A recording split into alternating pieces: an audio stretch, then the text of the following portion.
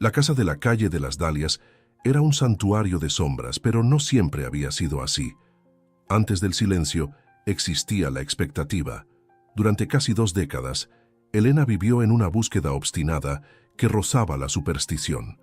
Para ella, el nacimiento de Beatriz no fue solo la llegada de una primogénita, fue el primer casi. Luego vino Clara, y la frustración de Elena comenzó a echar raíces. Cuando nació Marina, la tercera niña, Elena apenas lograba disimular la decepción en su rostro pálido. Para ella, las hijas eran como borradores de una obra que nunca quedaba terminada. Las amaba, sí, pero de una forma protocolaria, como si esperara que el destino finalmente le entregara el premio real. El marido de Elena, Ricardo, era un hombre de pocas palabras y muchas millas. Trabajaba como ingeniero embarcado, pasando meses en alta mar, rodeado de hierro y sal. Su ausencia era el combustible que Elena usaba para alimentar su obsesión. Sola en tierra firme, creía que solo un hijo varón podría ser el puerto seguro, la fuerza que faltaba en aquella casa de voces femeninas. Hasta que, como un milagro tardío, llegó Gabriel. Cuando el médico anunció el sexo del bebé, Elena lloró una alegría que jamás había dedicado a sus hijas. Gabriel nació rodeado de un brillo excesivo. No era solo un hijo, era el trofeo de una guerra que Elena libraba contra su propio vientre. Ricardo, en las pocas veces que desembarcaba, traía miniaturas de barcos y herramientas para el niño, proyectando en el menor al compañero que nunca tuvo. Lo que hacía todo más doloroso era que Beatriz, Clara y Marina no sentían envidia del hermano. Al contrario, lo adoraban. Gabriel era un niño solar, de risa fácil, que unía la casa. Ellas lo cargaban en brazos, le enseñaban a hablar y lo protegían, como si supieran que era el cristal más frágil de aquella familia. Gabriel era el punto de luz en común entre las 4 mujeres. Pero el tiempo se detuvo. El accidente que se llevó a Gabriel, tan repentino como cruel, apagó la luz de la terraza y cerró las cortinas del alma de Elena. Ahora, meses después del entierro, la casa estaba gobernada por la ausencia. Elena transformó el cuarto de Gabriel en un museo. Pasaba horas allí dentro, en un ritual de nostalgia. Abría los cajones, olía las camisetas que aún guardaban el aroma de suavizante y sudor infantil, y organizaba los carritos de juguete en filas perfectas sobre la alfombra. Afuera, en el pasillo, el mundo seguía girando pero sin Elena. Las 3 hijas se habían convertido en fantasmas. Beatriz, a los 18 años, había asumido las riendas de la casa con un cansancio que no pertenecía a su juventud. Era ella quien revisaba los plazos de las cuentas, quien lavaba los uniformes escolares y quien se aseguraba de que hubiera comida en la mesa. Ricardo estaba en el mar, enviando dinero y llamadas cortas cargadas de un duelo que tampoco sabía procesar, dejando a Elena entregada a su propio abismo. Elena caminaba por la cocina como una sonámbula. Sus ojos atravesaban a las niñas como si fueran de vidrio. «Mamá, Clara necesita que firmes el boletín», decía Beatriz, intentando forzar un contacto. Elena solo movía la cabeza, con la mirada perdida en algún punto del vacío. Gabriel ya estaría aprendiendo a leer ahora. Era todo lo que respondía. Clara, la del medio, reaccionaba con un silencio cortante. Sentía el frío del abandono como agujas en la piel. Pero era la pequeña Marina, de apenas 10 años, quien más sufría la erosión de aquel duelo. Marina aún recordaba el tiempo en que la madre, aunque distraída, le peinaba el cabello. Ahora Marina buscaba el regazo de la madre y encontraba una estatua de hielo. Muchas veces la niña se sentaba a los pies del sillón de Elena, esperando un toque, una caricia, una migaja de atención. Pero Elena estaba demasiado ocupada conversando con el hijo muerto para percibir a la hija viva que se marchitaba a su lado. Para Elena, Gabriel se había llevado todo el propósito de la familia. Lo que quedaba, las 3 niñas, era apenas lo que ella consideraba el resto de una vida que había perdido el sentido. Las semanas se arrastraban como sombras largas en un atardecer de invierno. En aquella casa, las estaciones parecían haberse congelado en un eterno noviembre gris. Ricardo, el padre, había enviado un correo electrónico breve desde la plataforma petrolera donde estaba embarcado, en la costa de México. Decía que el trabajo era agotador y que la conexión era inestable, pero la verdad que Beatriz leía entre líneas era que él también tenía miedo de volver. Ricardo no sabía cómo lidiar con una esposa que se había vuelto una extraña y con 3 hijas que cargaban el duelo sobre los hombros. «No va a venir a tu cumpleaños de 9 años, Marina», dijo Beatriz en voz baja, mientras guardaba las compras del supermercado que había hecho con el poco dinero que Ricardo depositaba cada mes. Marina, sentada en la encimera de la cocina, solo asintió con la cabeza. Ya no esperaba al padre, pero aún esperaba a la madre. Aquella noche, Elena salió del cuarto de Gabriel. El cabello estaba despeinado y llevaba uno de los viejos buzos del hijo como si fuera una reliquia sagrada. Caminó hasta la cocina, donde las 3 hijas cenaban en un silencio tenso. Elena miró la mesa, pero sus ojos no contaron las cabezas presentes. Miró el lugar vacío en la punta, donde Gabriel solía sentarse en su sillita alta. «¿Por qué no pusieron su plato?», preguntó Elena con una voz que parecía un susurro salido de una tumba. «Si esta historia está tocando algo dentro de ti, dale like a este video. Ese gesto ayuda a que este mensaje llegue a otras personas que también lo necesitan. Y si quieres seguir escuchando historias como esta, suscríbete al canal». Beatriz se quedó con el tenedor suspendido en el aire. Clara cerró los puños bajo la mesa. «Mamá, Gabriel no está aquí. Ya pasaron 7 meses», intentó decir Beatriz con la voz más firme que pudo. Elena soltó una risa seca, desprovista de cualquier humor. «Él está en todas partes. Yo siento su olor. Escucho su carrito golpeando el zócalo. Ustedes son tan crueles. Quieren borrar al único que realmente importaba en esta casa». Clara no aguantó más. A los 14 años, la injusticia quemaba como ácido. «¿Y nosotras qué, mamá? ¿Importamos? Ayer tuve fiebre y quien me dio el remedio fue Vía. Gané el concurso de redacción de la escuela y ni siquiera abriste el sobre. Marina». Marina pasó la tarde llorando porque se le cayó un diente, y tú ni miraste. Elena miró a Clara como si fuera un ruido de fondo molesto. «Tú eres fuerte, Clara. Tú y las otras son como el pasto, crecen en cualquier lugar, pero Gabriel, él era una flor. Él me necesitaba, y ahora no tiene a nadie allá arriba». Elena dio la espalda y volvió al cuarto, cerrando la puerta con llave. Olvidó una vez más que Marina aún no había cenado. Olvidó que Marina necesitaba un diente bajo la almohada y un beso en la frente. Marina se quedó mirando el plato de sopa enfriándose. La frase de la madre, «crecen en cualquier lugar», resonó en su mente infantil. Si ella era como el pasto, entonces no necesitaba estar allí. El pasto podía crecer al borde del camino, en el patio de una iglesia o en la arena de la playa. Marina recordó Puerto de Arena.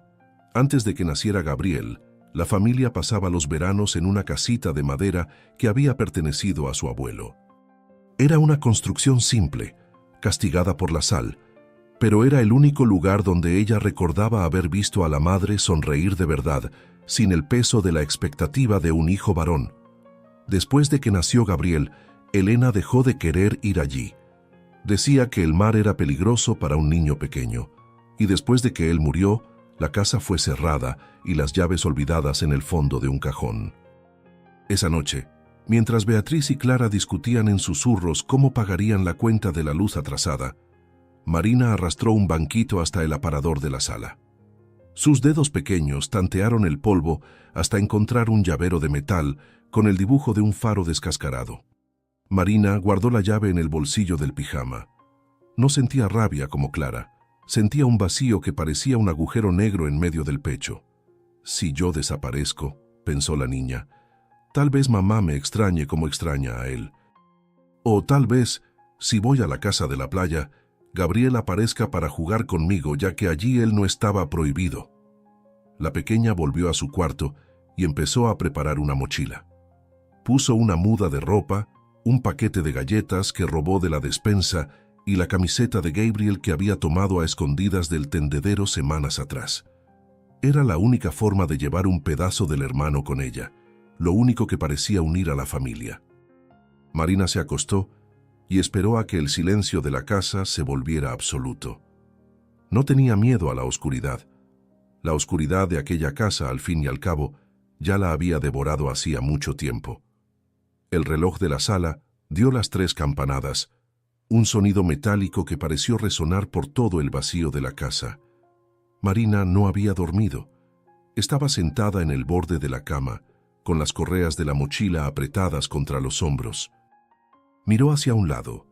Clara dormía con el rostro hundido en la almohada, un sueño pesado de quien cargaba demasiados resentimientos para su edad. En el cuarto de al lado, Beatriz probablemente aún revisaba cuentas o lloraba en silencio. Marina se puso las zapatillas, cuidando de que el velcro no sonara. Se deslizó por el pasillo como una sombra. Al pasar por la puerta del cuarto de Elena, se detuvo un segundo. El olor a incienso y a cajones cerrados salía por debajo de la puerta. Marina susurró un adiós mamá que nadie oyó y salió por la puerta trasera. La noche estaba helada. El rocío cubría las plantas del jardín que, antes cuidadas por Elena, ahora morían bajo el peso de la maleza. Marina caminó hasta el portón principal.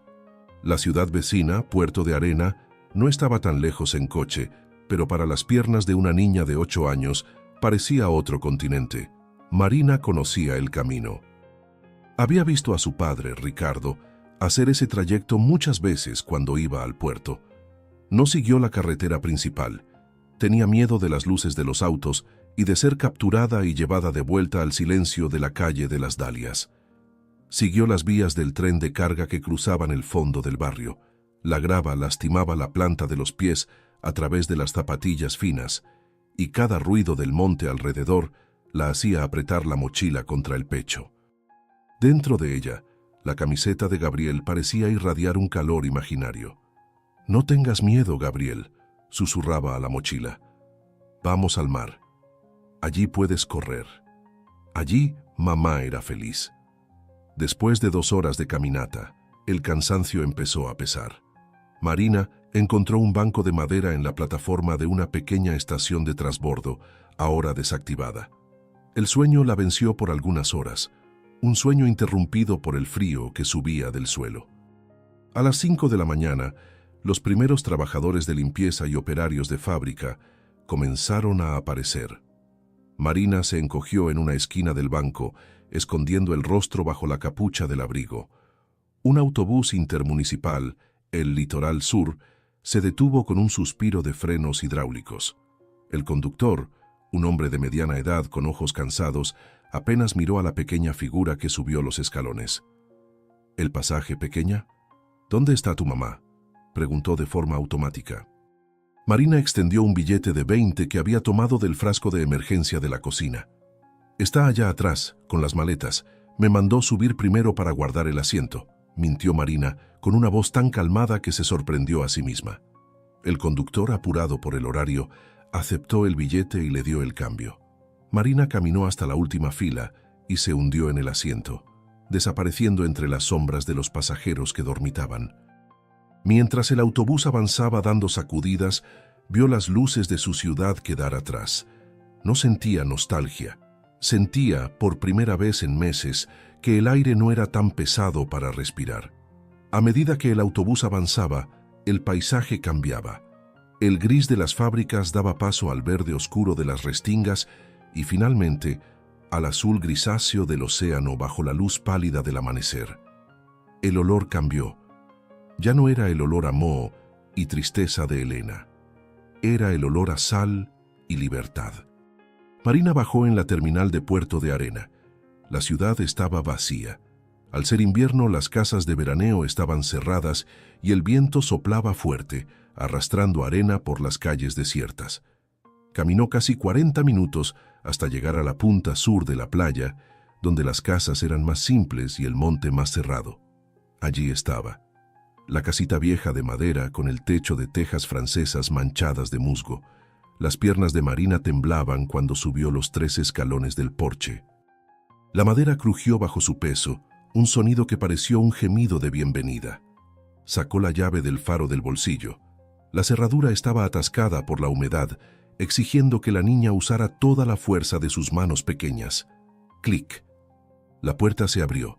El interior estaba oscuro y cargado con muebles cubiertos por sábanas blancas que parecían fantasmas sentados en la sala. Marina no tuvo miedo. Caminó hasta el sofá, retiró la sábana y se acostó allí, abrazada a la mochila. Tenía hambre, frío y estaba sola, pero sentía que en aquel abandono finalmente era dueña de su propia historia.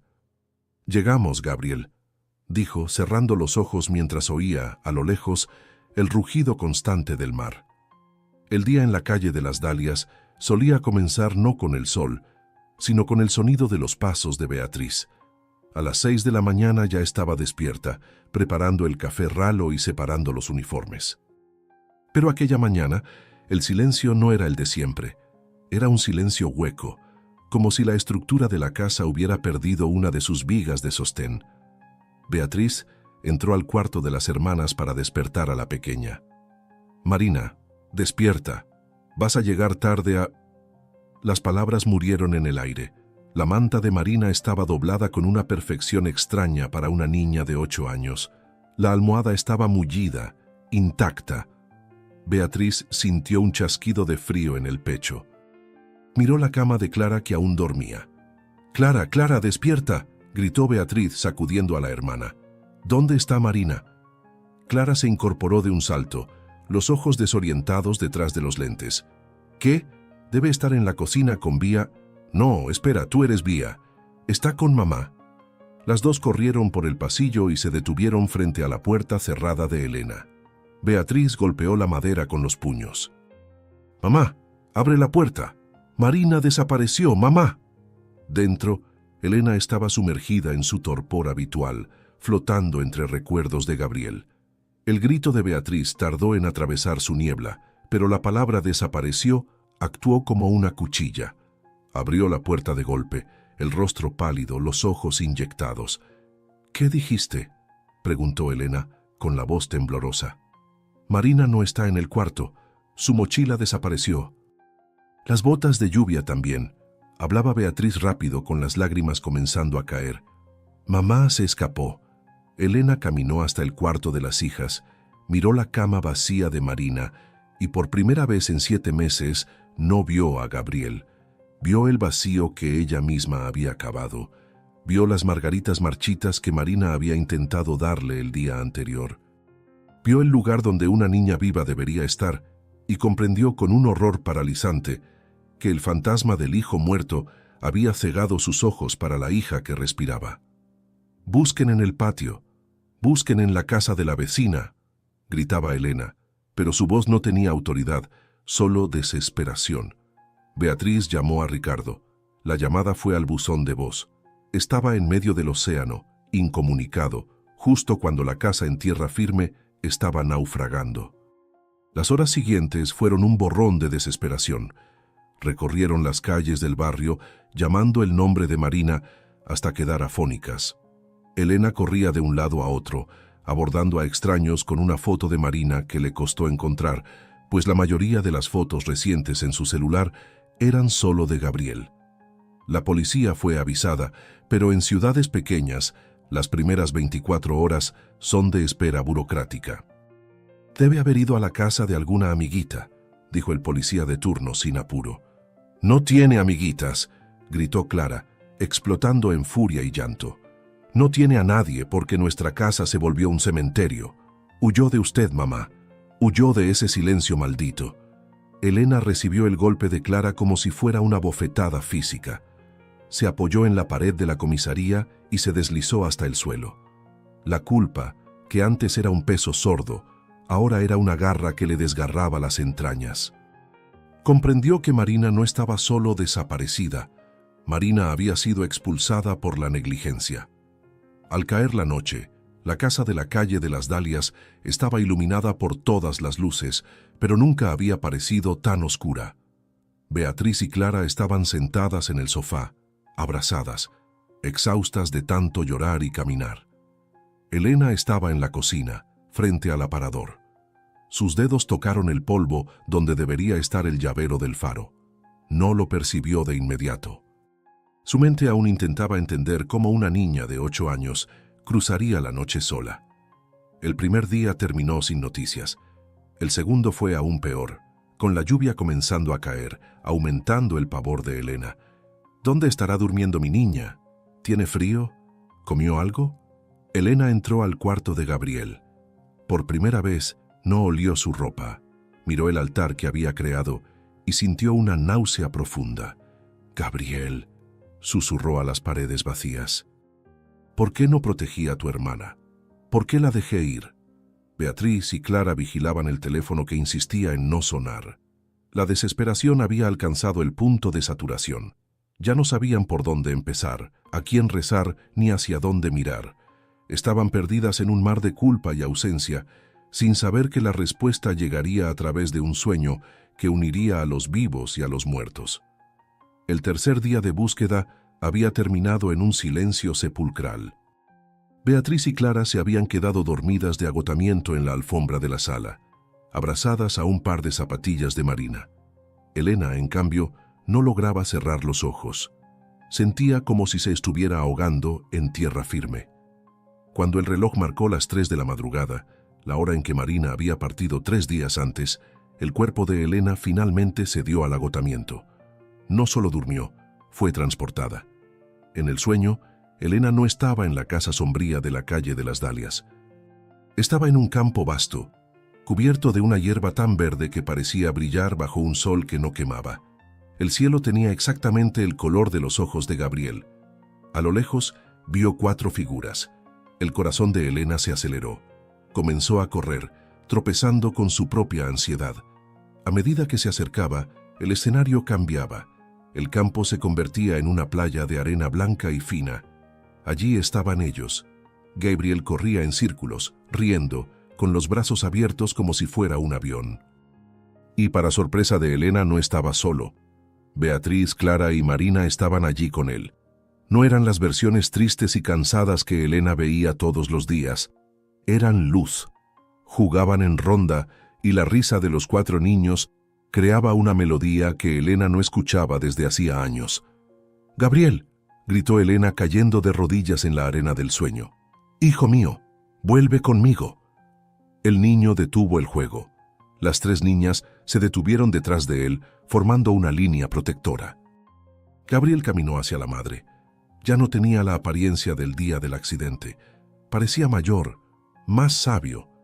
Tocó el rostro de Elena con sus manos pequeñas y cálidas.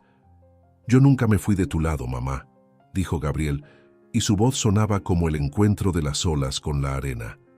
«Pero me buscaste en el lugar equivocado. Me buscaste en la oscuridad, pero yo vivo en el brillo de ellas», señaló a las hermanas.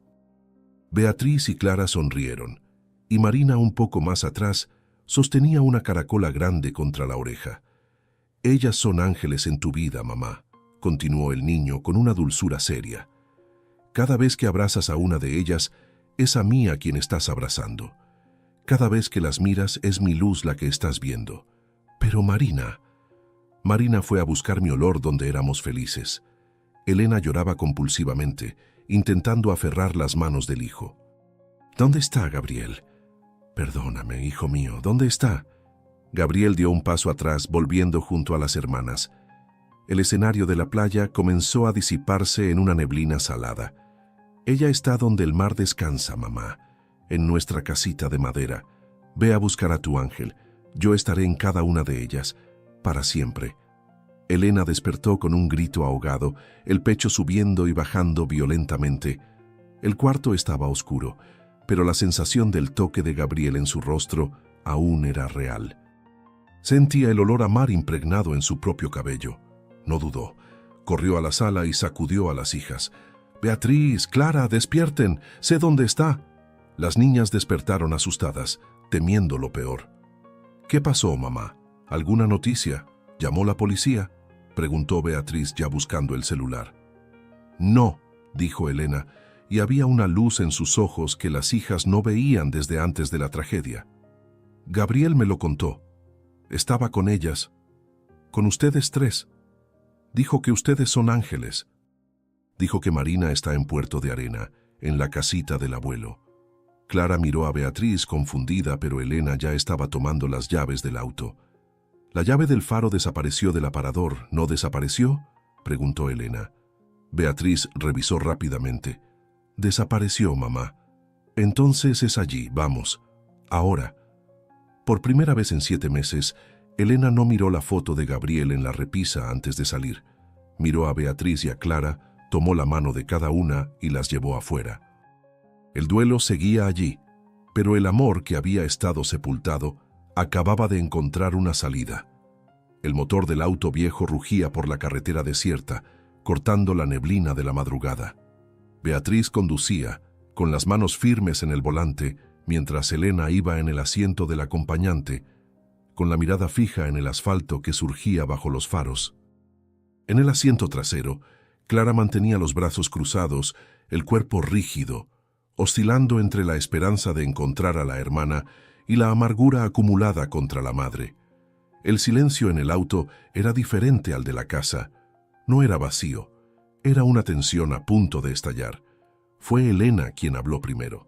Su voz ya no era el susurro fantasmal de antes, sino una voz terrenal, cargada de realidad. «Yo no las vi», dijo Elena sin apartar la vista de la carretera. «Estuve en la sala todos los días, pero no las vi a ninguna de ustedes». Beatriz apretó el volante con más fuerza. Clara soltó una risa amarga en el asiento trasero. «Tú solo veías a Gabriel, mamá. Lo sabemos. Lo aceptamos». «Pero no deberían haberlo aceptado», respondió Elena, girándose para mirar a la hija del medio. «En mi sueño, Gabriel no estaba solo. Estaba de la mano con ustedes». Me miró con una tristeza que nunca había visto, no porque se hubiera ido, sino porque yo las había dejado ir también mientras aún estaba viva. Elena respiró hondo, el aire pareciendo quemarle los pulmones. «Deseé tanto a ese niño. Pasé años creyendo que mi vida solo estaría completa con un hijo varón. Hice de él mi centro, mi trofeo. Y cuando Dios se lo llevó, actué como si se hubiera llevado todo. Pero Gabriel me dijo algo que me desgarró el alma. Dijo que ustedes son los ángeles que dejó atrás, que cada vez que ignoro a una de ustedes, muero un poco más con él». Beatriz detuvo el auto en la banquina. Ya no podía conducir con las lágrimas empañándole la vista. El motor siguió encendido, un zumbido constante en medio de la nada.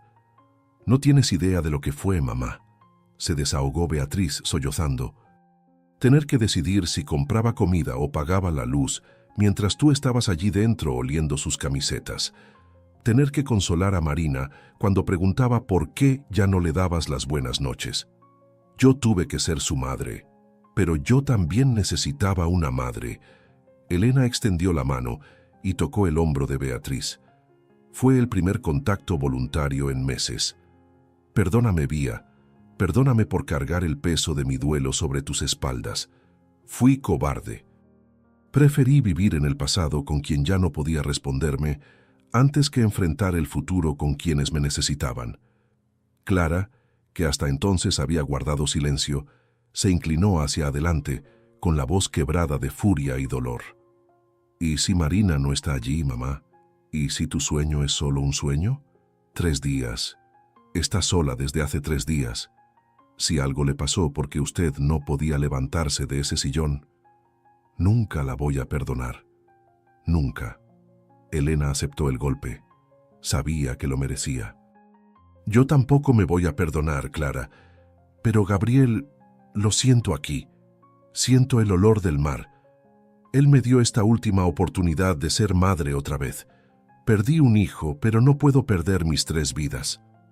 Elena miró a las 2 hijas y por primera vez vio a las mujeres en las que se estaban convirtiendo. Vio la fuerza exhausta de Beatriz y el coraje herido de Clara. «No puedo traer a Gabriel de vuelta», dijo Elena con una claridad cortante, «y nunca voy a dejar de extrañarlo. Pero les prometo aquí y ahora, el altar se acabó. Su ropa irá a donación. La puerta de su cuarto va a quedar abierta. Voy a volver a peinar el cabello de Marina. Voy a firmar tus boletines, Clara. Y voy a dejar que seas solo una hija de 18 años, Beatriz, y no la dueña de esta casa. Se quedaron allí en ese auto detenido al borde de la carretera hacia el litoral, llorando juntas. No era un llanto de muerte, sino de nacimiento. El hielo que envolvía el corazón de Elena se estaba derritiendo, y el agua que corría era salada como el mar hacia el que se dirigían. «Vamos», dijo Elena limpiándose el rostro con las manos. «Nuestra niña está esperando. Gabriel dijo que está donde el mar descansa. Él nunca me mintió». Beatriz puso primera y aceleró. El cielo comenzaba a teñirse de tonos rosados y naranjas en el horizonte. Estaban llegando a Puerto de Arena, y por primera vez en mucho tiempo, Elena no iba a un cementerio, iba a buscar la vida. El sol comenzaba a romper la línea del horizonte cuando el auto entró en las calles de arena de Puerto de Arena. El pueblo, sumido en el invierno, parecía una ciudad fantasma.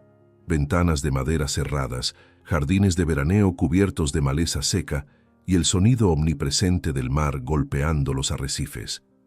Elena sentía el corazón martillarle las costillas. Cada curva que Beatriz tomaba en aquellas calles familiares era una mezcla de tortura y esperanza. Cuando la casita vieja de madera, situada al límite de la playa, apareció entre las dunas y la restinga, Elena apenas esperó a que el auto se detuviera por completo. Abrió la puerta y saltó, hundiendo los pies en la arena fría. La casa parecía aún más frágil que en el sueño. La madera estaba gris por la humedad y la veranda parecía suspirar bajo el viento. «¡Marina!», gritó Elena con la voz quebrada. «¡Marina, soy yo! ¡Mamá está aquí!». Elena subió los escalones y empujó la puerta, que estaba apenas entornada. El interior de la casa olía a polvo, a salitre y a algo más. El olor de una niña que no se ha bañado en días. Las cortinas se movían con el viento que entraba por las rendijas. En un rincón de la sala, sentada en el suelo de madera sobre la camiseta de Gabriel, estaba Marina. La niña estaba pálida. El cabello antes brillante estaba enredado y lleno de arena. Sostenía un paquete de galletas vacío contra el pecho y sus ojos, grandes y asustados, tardaron unos segundos en enfocarse en la figura que estaba en la puerta. «Mamá», el susurro de Marina fue casi inaudible. Elena cayó de rodillas y se arrastró hasta la hija, envolviéndola en un abrazo tan apretado que parecía querer fundir ambos cuerpos. Marina comenzó a sollozar, no un llanto de capricho infantil, sino un llanto de alivio profundo, el desahogo de quien creyó haber sido olvidada por el mundo. «Estoy aquí, mi ángel, estoy aquí», repetía Elena, besando la coronilla de la hija, ignorando la suciedad y el frío. «Perdóname, Marina, perdóname por haber tardado tanto en verte». Beatriz y Clara aparecieron en la puerta detrás. Al ver a la hermana viva, las dos corrieron y se unieron al abrazo en el suelo. En aquella sala vacía y polvorienta, las cuatro mujeres formaron un único círculo de carne y hueso. Cuando el impacto inicial pasó, Marina miró a la madre con una seriedad que partió el corazón de Elena. «Vine a traer a Gabriel al mar, mamá. Tú decías que no podía venir porque era peligroso, pero él quería venir», me lo dijo en mi pensamiento. Marina extendió la camiseta de Gabriel, ahora sucia y arrugada. «Pensé que, si me quedaba aquí con él, tú vendrías a buscarnos a los dos. Pero Gabriel me dijo que no iba a poder volver con nosotras en el auto. Dijo que se iba a quedar en el agua». Elena tomó la camiseta y la apretó contra el rostro. Finalmente entendió. El duelo no era un ancla para mantenerla atada al fondo. Era un océano. Gabriel no estaba atrapado en esa tela, ni en las fotos, ni en el cuarto cerrado de la calle de las Dalias. Él era libre. Antes de irse, Elena llevó a las tres hijas hasta la orilla del agua. El viento soplaba fuerte. Elena sostuvo la camiseta de Gabriel un momento, cerró los ojos e hizo una oración silenciosa, no pidiendo que regresara, sino agradeciendo el tiempo en que iluminó su vida. No arrojó la camiseta, pero se lavó el rostro con el agua salada del mar y miró a las hijas. «Vamos a casa», dijo Elena. «Tenemos mucho que hablar y tenemos que preparar el cumpleaños de Marina». El regreso a la calle de las Dalias fue silencioso, pero un silencio lleno de la respiración de Marina, que dormía en el regazo de Beatriz. En los días que siguieron, Elena cumplió cada promesa. La puerta del cuarto de Gabriel quedó abierta. Las ventanas de la casa se abrieron para que entrara el sol. Elena donó la ropa del hijo, guardando solo una pequeña caja de zapatos con los recuerdos más queridos, que colocó encima de su armario y ya no en el centro de la sala. Aprendió que la culpa era una sombra, pero el amor por las hijas era el sol que la disipaba. El padre, Ricardo, cuando finalmente desembarcó semanas después, encontró una casa diferente. No encontró a la esposa estatua, sino a una mujer que lloraba cuando sentía nostalgia, pero que reía fuerte cuando Marina hacía una travesura. Elena entendió por fin el mensaje del hijo. Él se había ido para que ella aprendiera a valorar a quienes aún estaban allí. El hijo varón había sido su sueño, pero las 3 niñas eran su realidad, su propósito y, sobre todo, su puerto seguro. Y en cada sonrisa de Beatriz, en cada rebeldía de Clara y en la mirada dulce de Marina, Elena veía un pedazo de Gabriel. Él no murió. Simplemente se multiplicó en 3 ángeles que salvaron a la madre de sí misma.